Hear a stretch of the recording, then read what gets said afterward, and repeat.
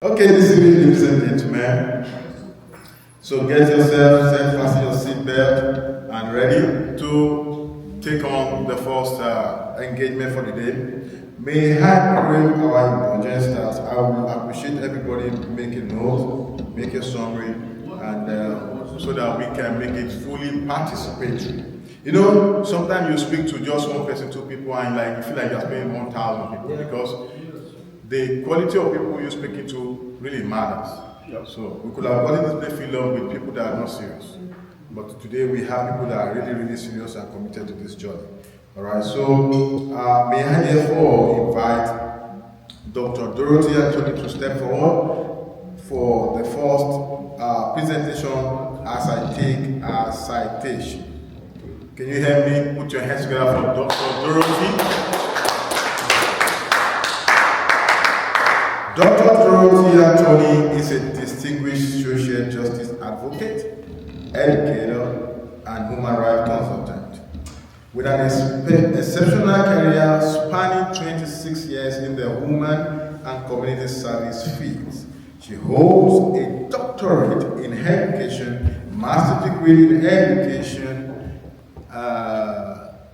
in social justice, and a Bachelor of Science in Physics. Additionally, Dr. Anthony is a registered social service worker, a qualified mediator, and an expert in advanced mediation and alternative dispute resolution.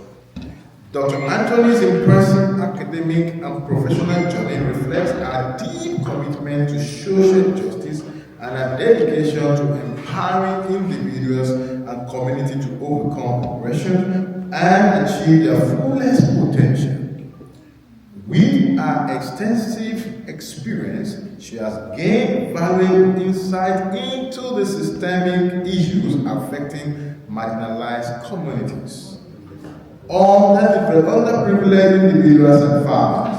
Her work focuses on developing innovative strategies for positive change, particularly through entrepreneurship and apprenticeship programs. As the former and CEO of Negro Immigrant and Community Service and Executive Director of Superiority Complex, Dr. Anthony has created platforms that foster personal and societal success. Our initiative include the Pipeline Project Peer Work in Shelter Work Group, where she has played a pivotal role in addressing the challenges faced by vulnerable population in the shelters. Dr. Anthony's scholarly contribution is equally noteworthy. She has presented numerous papers on social justice, human rights, and community empowerment, and has received honorary awards from prestigious institutions such as George Brown College and University of Toronto. Can you please put your hands together for her? A critical analysis of job creation and empowerment for the Biafran people, a critical analysis from an indigenous perspective, is a testament to our commitment to effecting meaningful change for marginalized community. Distinguished ladies and gentlemen, Dr. Dorothy Anthony continues to be a leading voice in advocating for equity, inclusion, and social justice, inspiring others to pursue their passion and contribute to the common good of people. I present to you, distinguished ladies and gentlemen, the amiable, delectable, beautiful Dr. Dorothy Anthony. Thank you so much. Thank you to an exciting day, the third day of our conference, international conference. I'm here to present my paper on contextualizing migration and globalization, impacts on social justice and equity.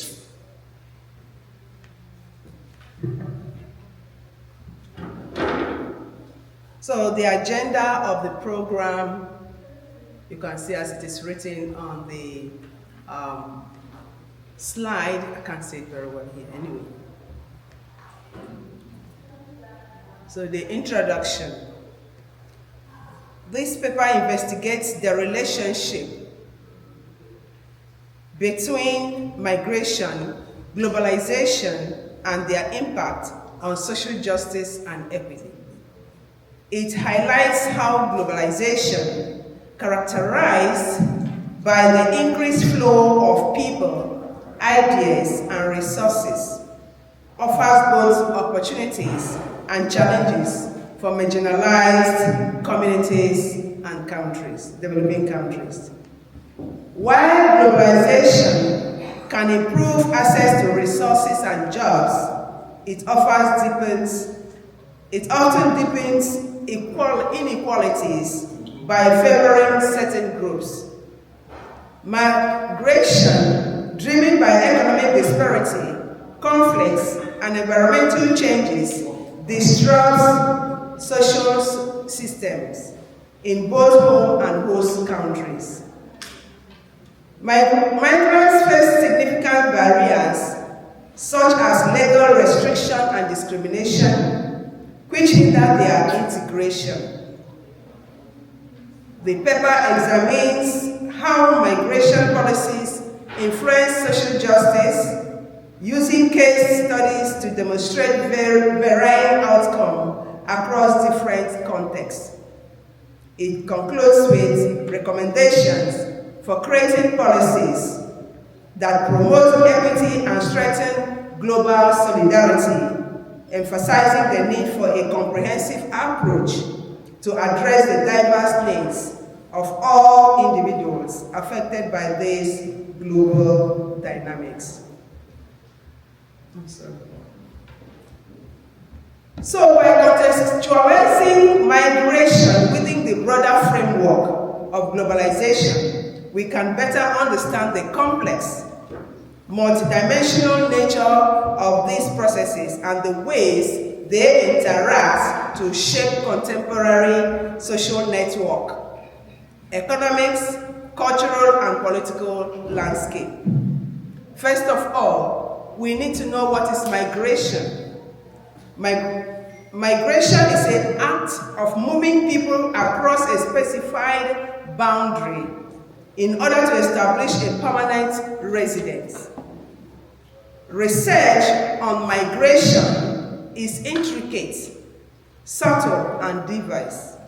Therefore, challenging the intellectual foundations of the field is always part of broader struggles that are not always or only academic. Migration refers to the movement of people from one place to the other, often across national borders, in search of better opportunities, safety, and reunification with families, members. It plays a crucial role in the global economy, contributing to labor markets, cultural exchange, and the diversification of societies. Migrants often bring new skills, perspectives, and innovation to their host country, while also maintaining ties with their home countries, fostering transnational connections that benefits both sending and receiving nations. Then globalization has made also parts of the world accessible to many people, creating an environment that offers unlimited opportunity for migration. On the other hand, increasing interconnectedness and interdependence of the world's economies, cultures, and populations. Globalization has been accelerated by advancements in technology, transportation, and communication. It also has facilitated the flow of goods, services, capital, and idea across borders, creating a more integrated global economy. This interconnectedness has led to the spread of cultural influences, the rise of multinational corporations, and the global redistribution of production and consumption patterns. Significantly, migration and globalization play a varied role in the world of today. They have worked together to build multicultural communities and countries, spread technology around the world, and expand international trade. However, they also provide issues such as population displacement, economic disparity, and cultural uniformity. So we get to the drivers of migration. Migration is influenced by push factors that drive people away from their home country, such as economic hardship, political instability, conflict, environmental changes, like the speakers of yesterday. Basically, the doctor talked about the environmental issues and climate change. So the pull factors attracts migrants to new locations, including better economic opportunities, political stability, family reunification, educational prospects, and safer environments. These factors collectively shape migration pattern and decisions. We cannot talk about migration and globalization without asking the reason for migration, such as a woman like me living in Imo State in Biafra land to come to Canada, leaving my cultural foods and my family and the natural environment.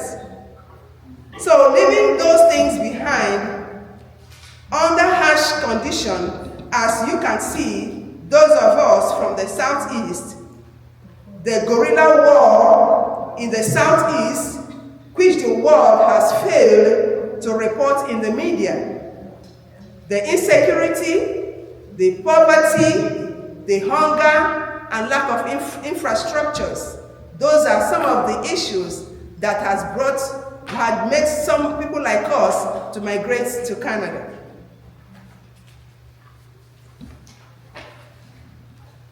So, in continuation to the problems that is the drivers for some of us to leave our home countries to migrate to other countries, are such as these oil spills in the Niger Delta, Nigeria. So for such regions, you can see that the environment is not conducive for the citizens. Some cannot go to farm. They don't even have good drinking water. They don't even have their rivers. They cannot even fish in their rivers.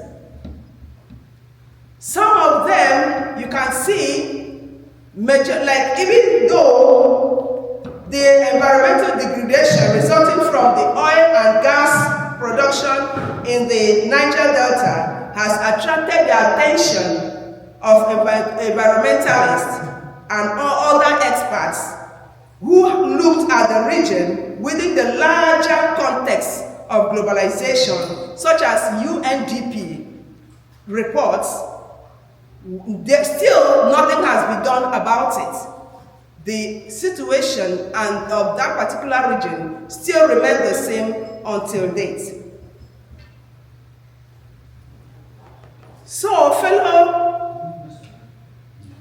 scholars, tell me, why one in a country such as Nigeria should leave a country full of milk and honey to migrate to places like Canada, where almost all the year round, there is winter, incomparable to our normal weather back home. So we find our young people dying in the deserts in Libya, in Mediterranean Sea, those of them who scaled through still find themselves in abject poverty because they cannot find jobs in their host countries of migration due to systemic racism. We have the feminization of migration under forced labor. This affects not only harm the individual women who are involved, but also have broader societal implications, perpetuating inequality, poverty, and social instability. The effect of these 6 categories of women forced labor are multifaceted and severe, impacting individuals and society in various ways, such as economic exploitation of these women who are often underpaid and not paid at all, leading to economic deprivation and reinforcing cycles of poverty. And you wonder why some of us, when even after working, they cannot even send money home to their families back home. We have physical and mental health, like Dr. Francisca said yesterday about immigrants, and her case study was that of Nigerian people. So forced labor exposes women to harsh working conditions, leading to physical injuries, chronic health problems, and severe mental trauma, including depression and PTSD. It also includes social isolation. Women in forced labor situations are often isolated from their families and communities, leading to a loss of social support and increased vulnerability of abuse. Human rights violations. Forced labor violates fundamental human rights, depriving women of their freedom, dignity, and autonomy. It also impacts families. The forced labor of women can destabilize families, leading to the breakdown of family structure, neglect of children, and intergenerational trauma. Most women leave their families back home, leave their children. I remember when I came to Canada, when I migrated to Canada, my daughter was 13 years. I left her for how many years before she could join me to Canada? And you can imagine the impact on this young child without the mother together living with her. So cultural and educational deprivation. Women forced into labor also miss out on educational and cultural opportunities, limiting their personal development and their ability to contribute to their communities. So you can see that most developing countries, women basically are mostly those who migrate than the men. I mean women from the third world countries, say Nigeria, India, Bangladesh, and name a host of them. So there are 6 categories of forced labor. Though I can't read it here, please you can help me, read through the slides. So there are 3 categories of forced labor as shown in the slide. You can see women, look at the last slide, you find out that in a particular setting, you can imagine how many sewing machines are on that particular slide. Women are subjected into, conditions that they have to try as much as they can to work to make ends meet. Even the children, there is also child labor just to survive. A typical example is the street of Lagos, where kids at times are killed, are run through with, some of the vehicles because they just want to help their parents have a daily bread. So effects of women forced labor. The effects cannot be enumerated. It's so much that women are most times subjected to discrimination by their employers.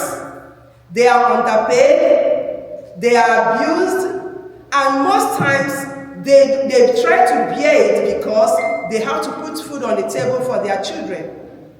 I remember, my instance is, when was that? 2 years ago or 3 years ago, I worked in the city of Toronto. Even with my degree, the job I applied to was less than what I was supposed to do with my master's degree. But then what happened? You find out that the managers are less qualified than you. And you can imagine what they can offer, even in the institution where they are like directors or managers. So we are underpaid because of the race, because of the color, and because, of course, we are minorities.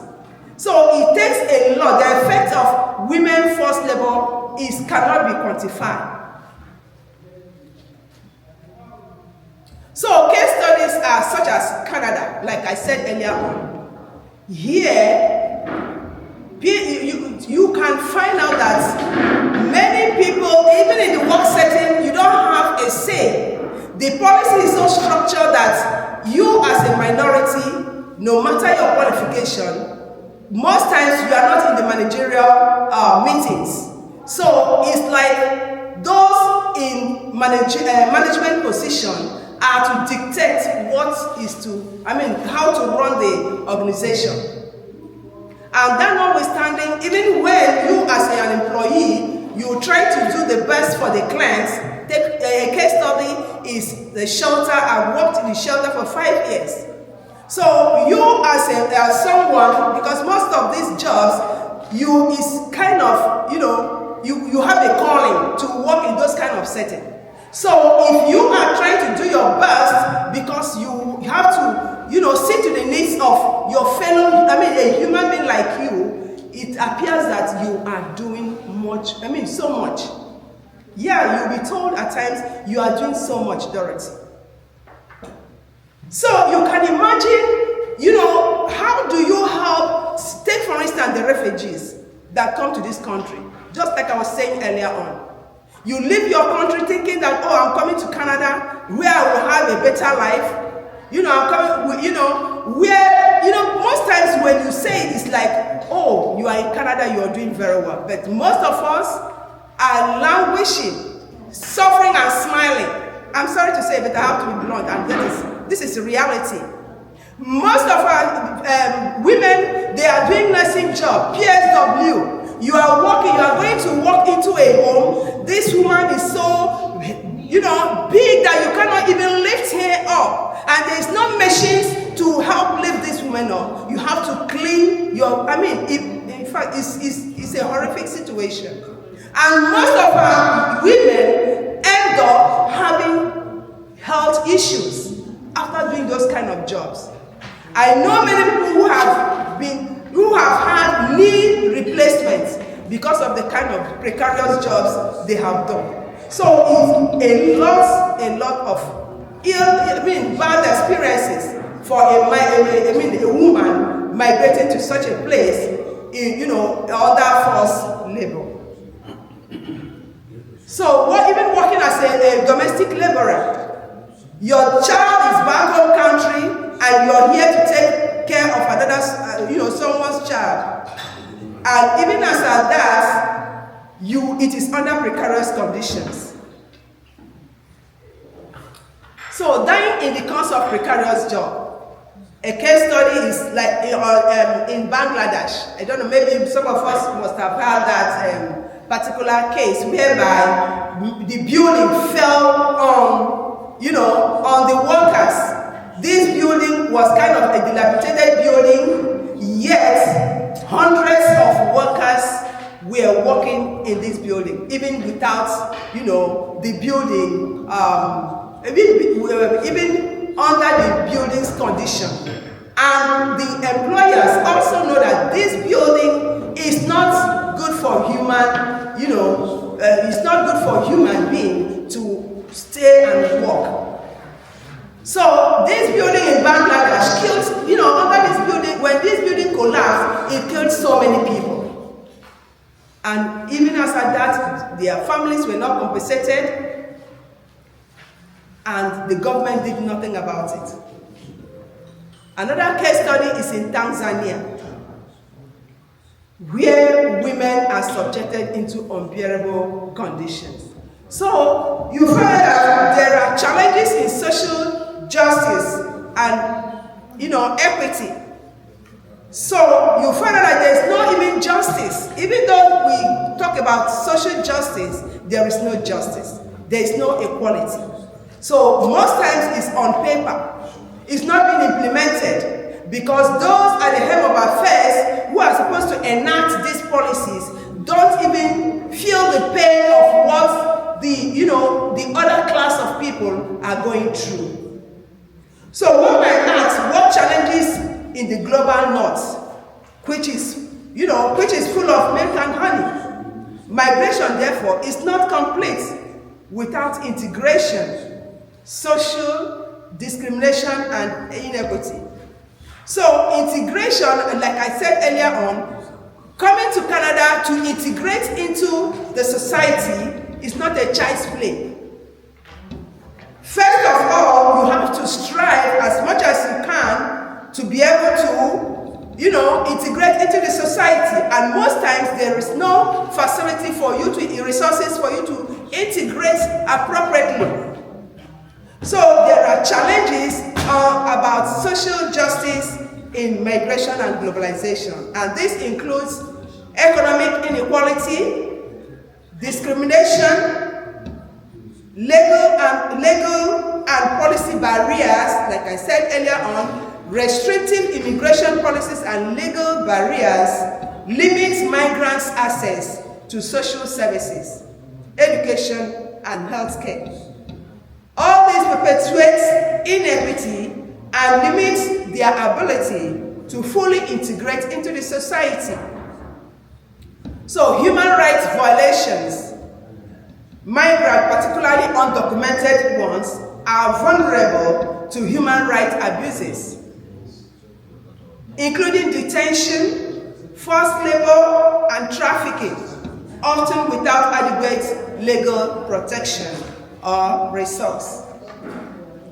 So we have cultural erosion. The dominance of certain cultures in the global world can marginalize indigenous and minority cultures. So eroding cultural diversity and leading to the loss of cultural identity among migrant communities. So policies and impact of migration policy. Honestly speaking, most policies, like I said earlier on, are constructed in a masculinist way to oppress the women. In most jobs, men are paid higher than the women. There is exploitation through the care service in the neoliberal world. Migrant talents and expertise is disgraced. Example, education background and skills are not recognized.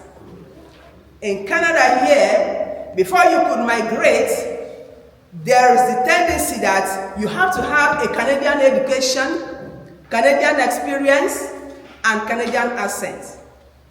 Because most times when you speak, it's like, they don't understand what you're speaking. And for the Canadian education, you coming down here with your degree from Nigeria, it is not recognized.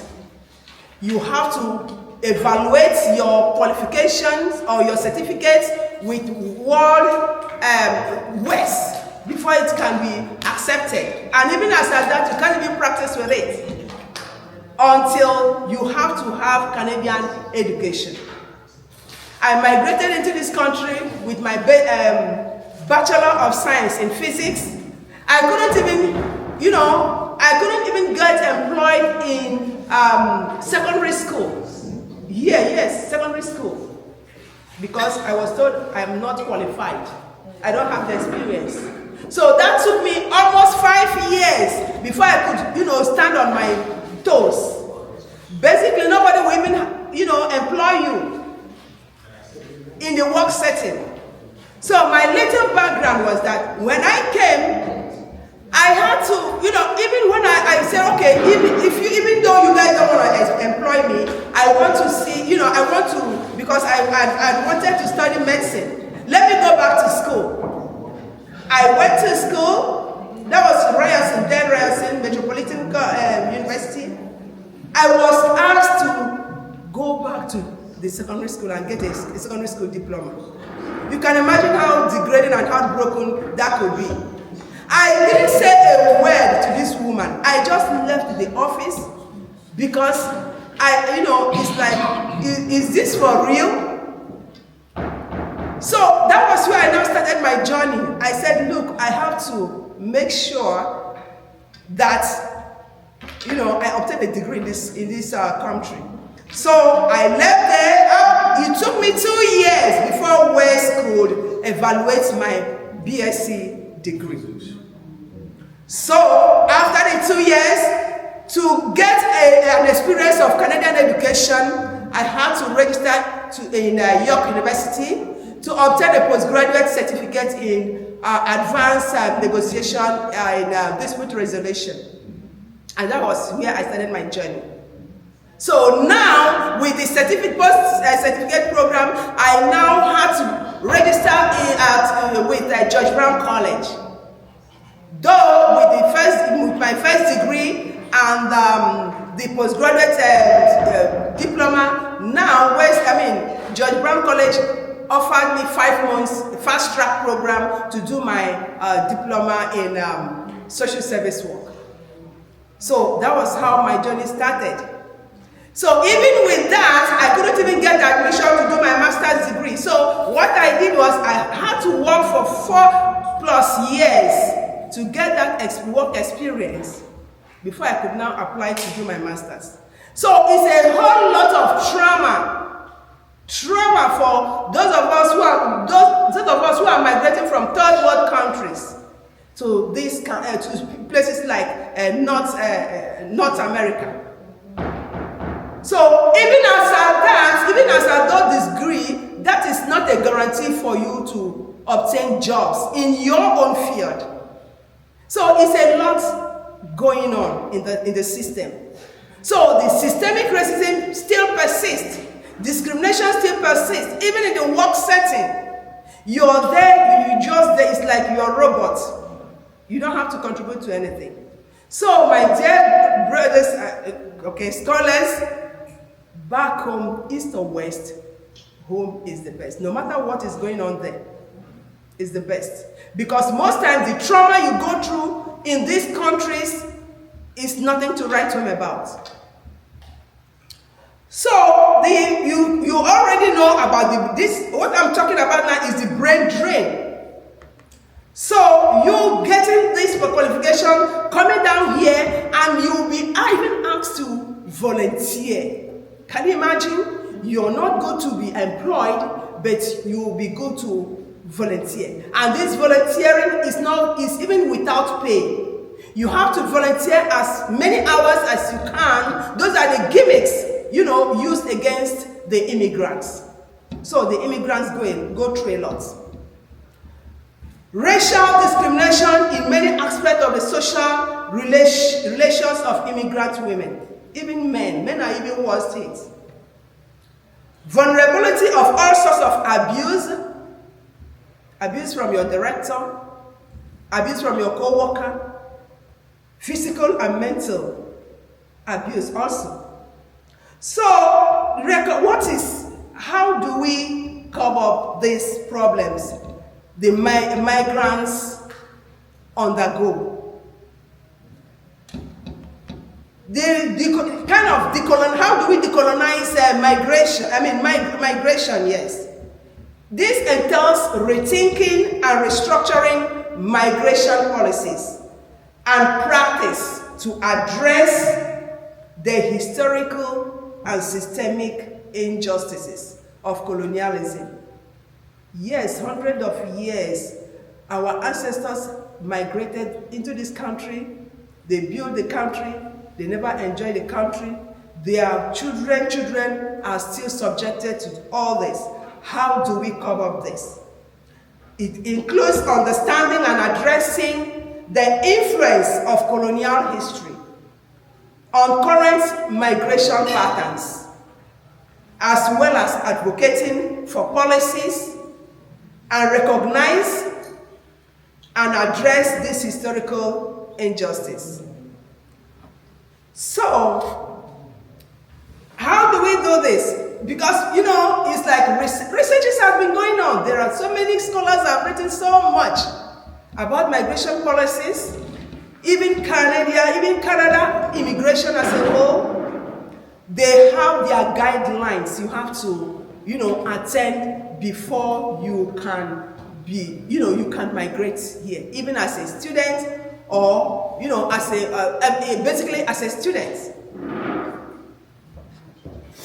So, the research, like I said earlier on, the research is going on and keep going on. So, it's like we are right, whatever we are researching is on paper and nothing is being implemented. But we hope one day, I mean, God, I'm bringing God this time anyway, God will intervene. So, that's the decolonization of migration. So, and it also entails we as, you know, African scholars, we need to unite.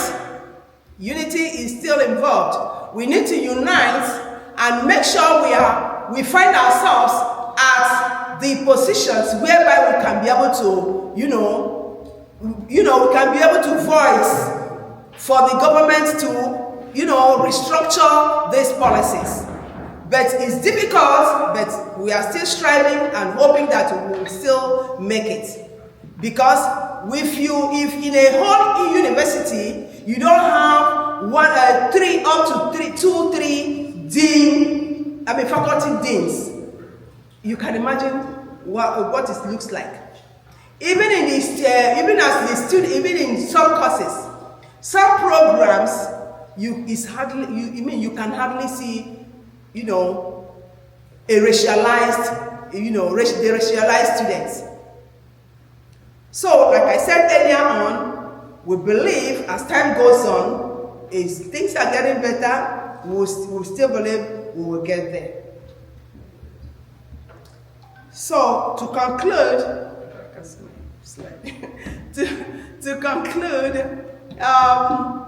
hoping that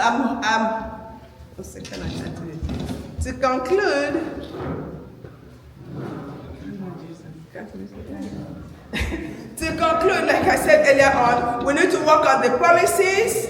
We need to, help each other. We need to be there for each other, even in the universities, even as professors. Unfortunately, some of our professors are not helping. But I would encourage us to help, both especially the racialized and minority groups.